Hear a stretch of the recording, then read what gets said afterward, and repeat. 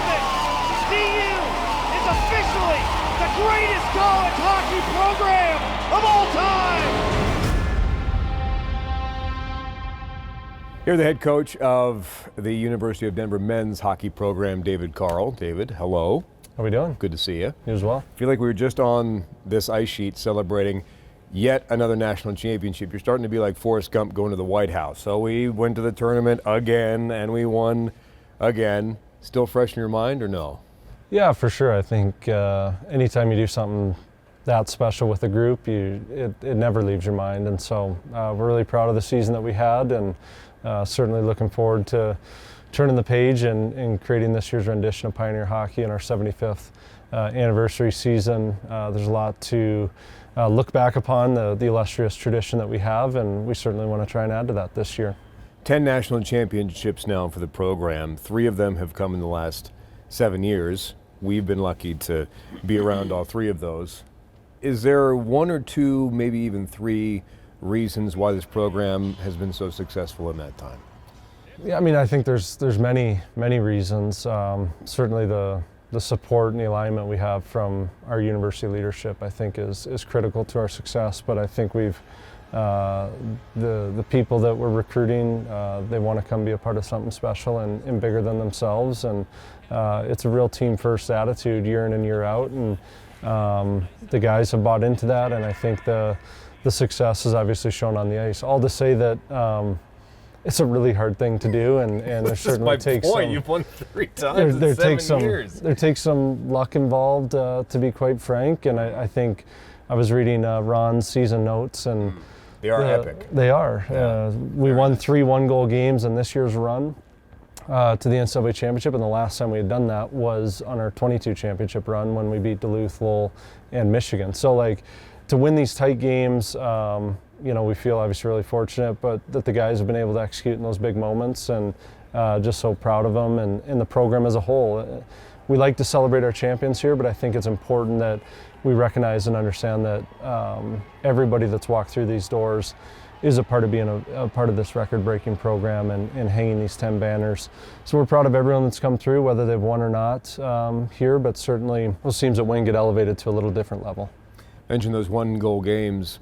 Matt Davis, big part of all of those. Yeah. How much of a legend did Matt Davis turn into after that run last year? Yeah, we're obviously hoping he adds to it, but an incredible run, played exceptional for us, had a really hard year, was injured all the first half outside the first 5 games, and and then really has to find his way as a starter for the first time in 2.5 years because he played behind Krona for his freshman and sophomore year. So really came into his own, peaked at the right time, as did our team, and you pull one guy off that team and I don't think we win, and certainly he was a big cornerstone block to it. Mentioned it earlier, but when you're winning, that probably is the easiest recruiting tool that you have. At what point after you finish a season does the recruiting begin, or does it ever stop? Yeah, I mean, it doesn't really stop in today's day and age. I think we got some new recruiting rules about 3-4 years ago where we could verbally offer kids going into their junior year on August 1st. And so that kind of helped structure the calendar a little bit. It did take away August, which was usually a quieter month. It turned it into a pretty heavy recruiting month. But you're spending time after that championship. Obviously, you're living through roster management, who's signing, who's coming in, who's going into the portal, who's coming out of the portal. There's lots of different moving parts at that time, and then you can spend the rest of your summer kind of teeing up and lining up those August 1 visits, offers, all that type of thing. So that's what we spent a lot of our summer doing. We had a really productive August and September this fall in recruiting. Got a lot of really good players to verbally commit. Can't speak about any of them publicly yet due to rules, but we're really encouraged about the future of the program, and obviously really excited about what we can do to add on to what we did a year ago.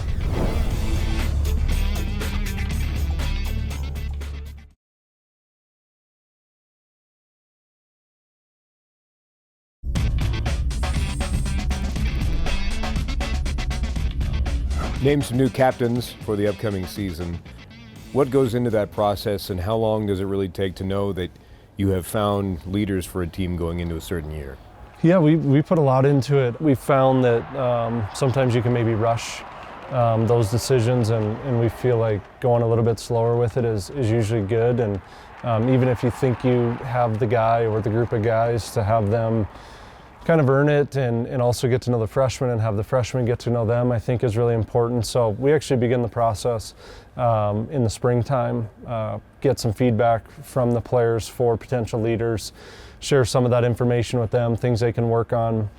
And then we go through, 2.5 weeks of our training camp and let the group be around each other without, designated captains, and then ultimately do a vote. But I think it allows everyone to kind of settle into who they are and gives a freshman an opportunity to have some ownership in the process as well, and makes them feel like they're really a part of it, which I think is important. And the guys wearing the letters certainly feel like they've earned the respect, not only of their coaches, but also of their teammates. So we're excited to put letters on Carter, Aiden, and Connor. A number of other guys solicited, some votes and feedback as well. So we think we have a really strong group of leaders that are wearing letters, but a group of young men who aren't wearing letters, who we'll probably see wear letters in their future time here with us as well. The Orange Lemon game, for people who know, it's fascinating. The hockey world knows about Orange Lemon. Where did it come from, and frankly, what is it? Yeah, so it's a game, shootout game that we play at the end of every week. Everyone starts in the orange line. Everybody goes. If you score, you stay in the orange line. Ultimately, the last person to score will win the orange. If you don't score, you go to the other end of the rink, you go into the lemon line, and the last person not to score in that line wins the lemon. And for that reward, you get to eat a lemon in front of your teammates, and you get to wear a yellow helmet for the following week. The game came from, to my knowledge, came from Murray Armstrong. It's a game that's been played here since he was here. We denote on orange lemon boards in the locker room who wins the orange and lemon. We have boards back there that go back to the 60s and names on there of Pioneer greats on both sides of the board. And so it's a great tradition. You see it played in different forms, certainly, with other teams and programs, but yeah, the original Orange Lemon is here. If anyone wanted to watch it, our alumni weekend is November 8th, 9th against Lindenwood. We're celebrating our 75th anniversary, and on that Saturday afternoon there will be an alumni Orange Lemon game where everybody will partake.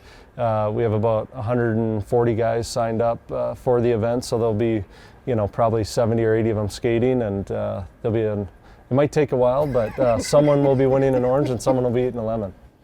Did Matt Carle ever eat a lemon? Yeah, he actually won it the week before the Frozen Four in 05, going to Columbus. So back then, George would make them wear the lemon helmet on the road as well, and so he was at the Frozen Four with the yellow bucket on, and he likes to quickly remind everyone how the games went and how he played in them. Right. So it didn't affect his performance, but that's why I said there's greats on both sides of the board that have won the lemon and won the orange as well. Forget the Hobie Baker Trophy. Yes. It's all about the yellow helmet. Absolutely. How much do you guys talk about the game, whether it's your coaching or just being able to watch, and I saw this play here? I mean, how much do you guys talk about the game of hockey, you and your brother?